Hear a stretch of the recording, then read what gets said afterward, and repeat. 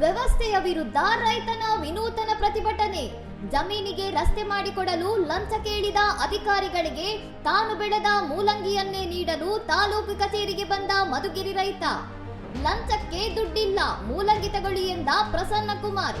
ದ್ವಿಚಕ್ರ ವಾಹನದಲ್ಲಿ ತರಕಾರಿ ಮೂಟೆ ಹೊತ್ತು ತಂದ ರೈತ ಮೈಕ್ ಹಿಡಿದು ಅಧಿಕಾರಿಗಳ ಭ್ರಷ್ಟಾಚಾರವನ್ನು ಬಹಿರಂಗವಾಗಿ ಪ್ರಶ್ನಿಸಿದ ಸನ್ನಿವೇಶ.